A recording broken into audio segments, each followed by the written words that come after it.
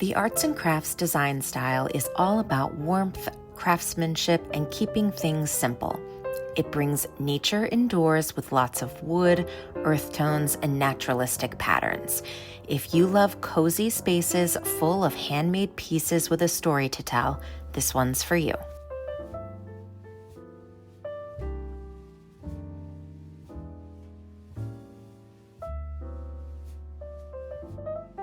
Today's design style video is arts and crafts. I'm going to share a little bit of the history surrounding the development of the arts and crafts movement before diving into the elements of the design style, which will give you some ideas for bringing this style into your home. Let's get started.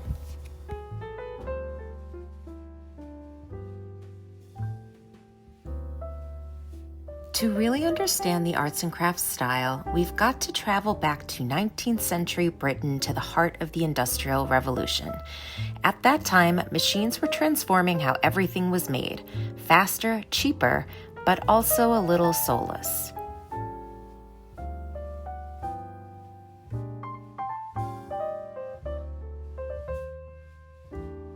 William Morris, one of the leaders of the arts and crafts movement, was a writer, artist, and designer. He pushed back against mass production and poor working conditions in factories, calling instead for a return to craftsmanship and quality. Morris believed that good design should be both beautiful and useful. Morris and his contemporaries sparked the arts and crafts movement as a response to the mass production of the Industrial Revolution and the overly ornate style of Victorian design.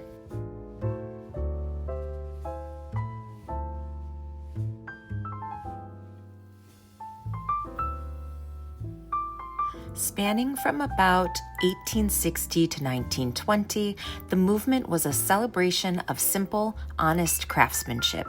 It wasn't just about furniture or wallpaper, it was about values, slowing down, honoring the maker, creating things with integrity.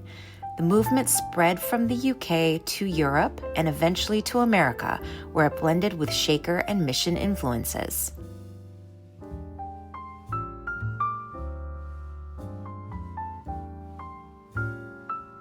It's no coincidence that arts and crafts is having a resurgence now. Originally a response to industrialization, its current popularity is likely a reaction to our highly digital world combined with our behaviors around consumption and fast furniture. In an effort to feel more connected to humanity and consume less, many people today are expressing a renewed interest in where and how their products are made, choosing handcrafted pieces and valuing antique and vintage pieces over contemporary products.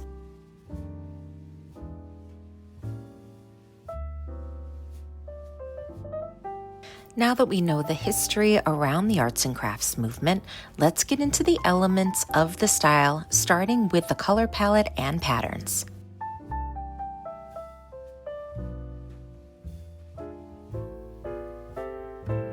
The arts and crafts color palette is pulled straight from nature. Warm greens, rusty reds, gold and ochre yellows, rich and earthy browns, and slate blues, to name a few. These colors evoke a sense of tranquility and warmth within the space.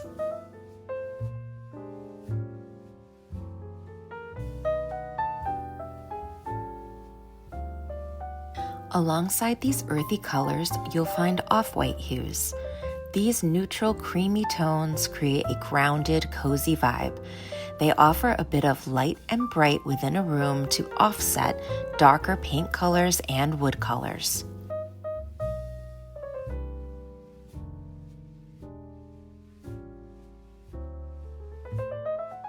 When it comes to patterns, think nature.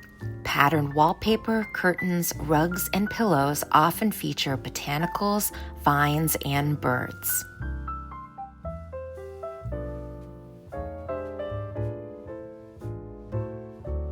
William Morris designs are the gold standard.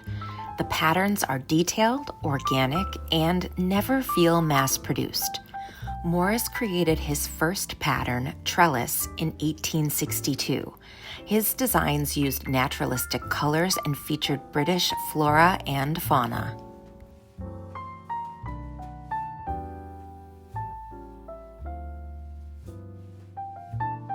C.F.A. Voysey, another founder of the arts and crafts movement in Britain, was an architect, furniture, and textile designer who developed patterns featuring bold repeats and colors.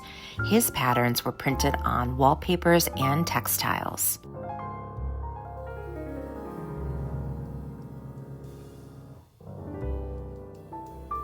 In the UK, the arts and crafts movement was mostly popular among the wealthy who lived in large estate homes and could afford custom handcrafted pieces. But in the United States, it was a different story. The middle class wanted homes that were affordable, practical, and still looked good. That's where styles like the Craftsman bungalow and mission homes came in. American architects like Frank Lloyd Wright and Charles Green were definitely inspired by British designers like Philip Webb, but they added their own twist to the look and feel of these homes.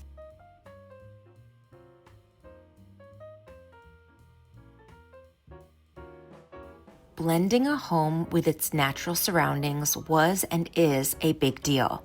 People believed that fresh air and sunshine were key to staying healthy and comfortable, so houses were often built with at least one outdoor space, like a porch, patio, or pergola. Gardens and landscaping weren't just added on later, they were a core part of the design, meant to flow with the house and make it all feel like one connected, harmonious space.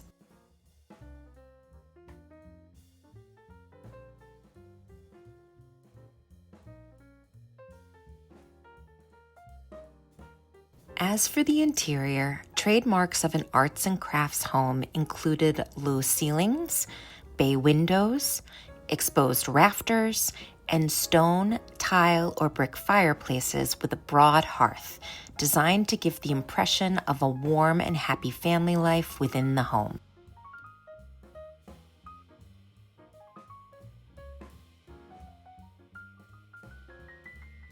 While open floor plans bring family and guests together, inglenooks, window seats, and artfully planned recesses encouraged private, quiet activities such as reading.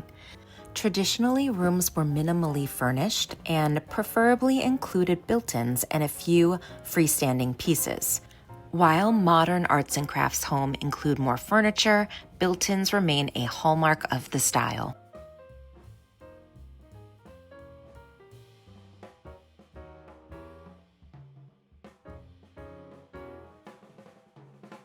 The arts and crafts style is all about honest materials.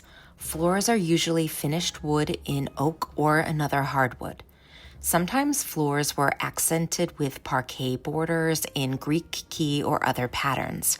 When you look up, you'll see the ceilings showing off exposed wooden beams. Walls are often plaster and painted or wallpapered, but most people recognize an arts and crafts home by its wood paneling.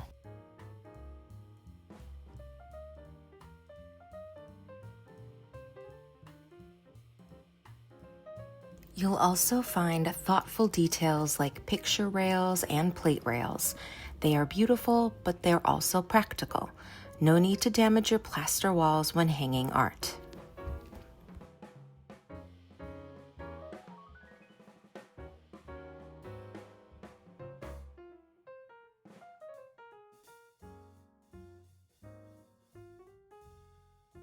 Common materials found in an arts and crafts home include wood, stucco, plaster, concrete, and multicolored brick.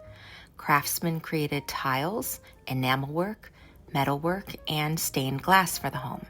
Note, the arts and crafts stained glass was more simple than Gothic designs.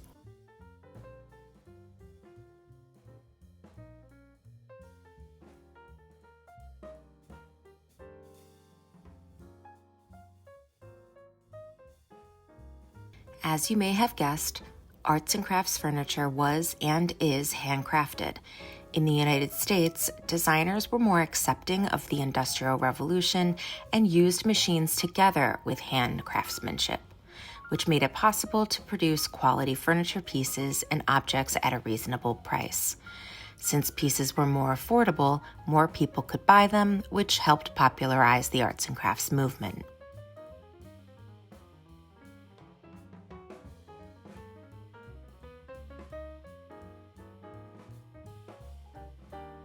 furniture is solid and built to last, usually in oak. You'll see visible joinery, clean lines, and a sort of quiet confidence in the design. And unlike Victorian design, it is relatively free of adornment.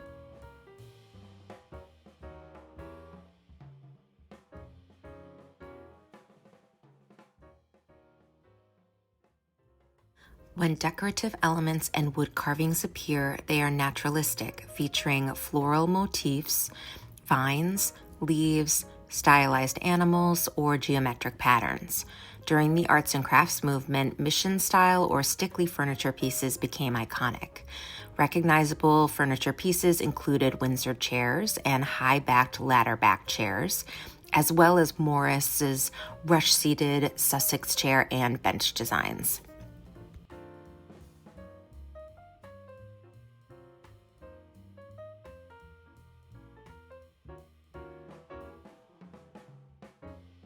Since hardwood floors were meant to be shown off, area rugs were the go-to choice instead of wall-to-wall carpeting.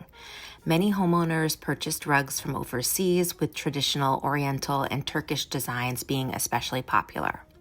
Donegal carpets, known for their earthy shades of terracotta red, blue, green, and golden brown, were also in demand. The emphasis on craftsmanship meant that ideally these rugs were hand-woven. Patterns tended to be simple, often geometric or inspired by nature, always sticking to warm, grounded tones that complemented the natural materials in the home.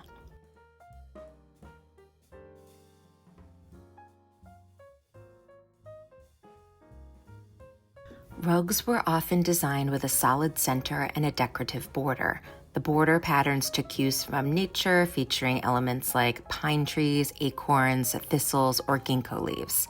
Simple grass mats from China or Japan were also popular, as well as rag rugs, which were championed by early social reformers like Candace Wheeler as a meaningful way for women to earn money and gain independence through home-based work.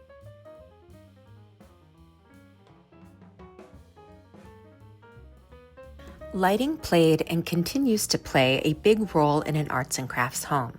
As electricity started making its way into homes, designers changed the way they created and used light fixtures. These lights would be the first designed exclusively for home electric use and the filament bulb.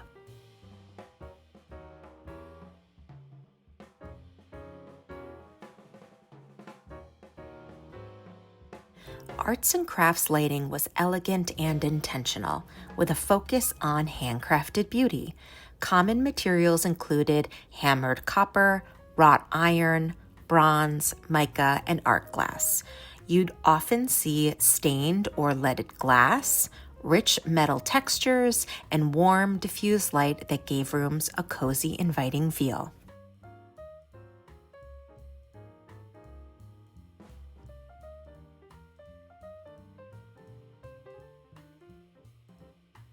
Designs were simple and nature-inspired, nothing flashy.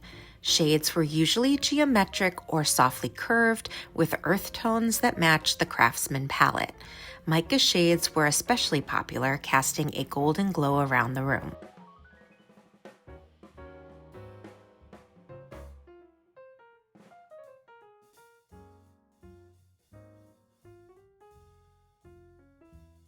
Lighting came in all forms: pendant lights, sconces, table and floor lamps, even lantern-style fixtures outside.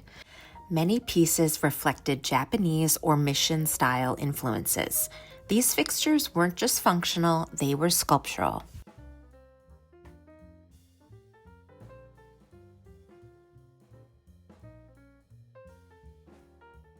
Architects like Green and Frank Lloyd Wright took lighting seriously, designing custom pieces that felt like part of the home. The goal was harmony. Every detail, including the light, worked together to reflect craftsmanship, honesty, and warmth.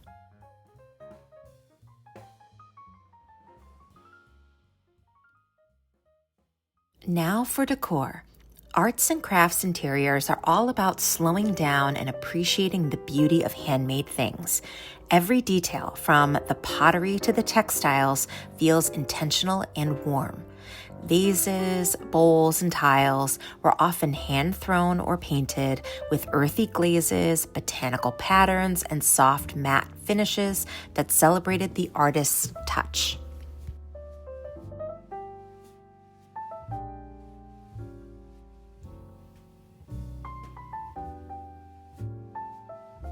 You'll find metalwork in rich materials like iron, copper, and bronze, often hand-hammered for texture.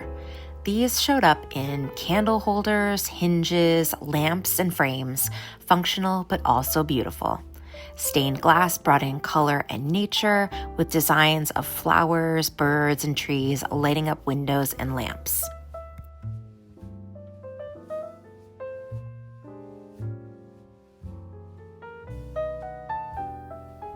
Textiles added softness and soul.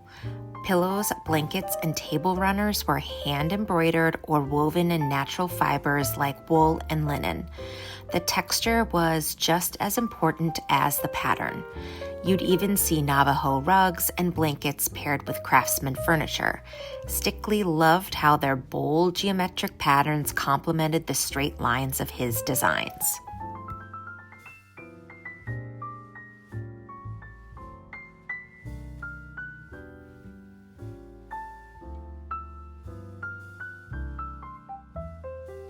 At its core, arts and crafts isn't just a look, it's a way of living.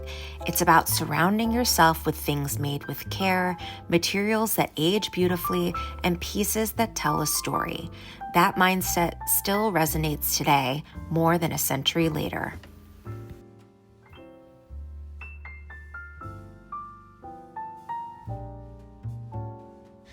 I hope you liked learning about the arts and crafts design style. If you did, hit that like button and let me know in the comments if you would like more specific ideas about where and how to get the look as I have done in previous videos. I plan on going to the thrift store to see if I can find some vintage pieces and I'll share that video with you. Until then, bye!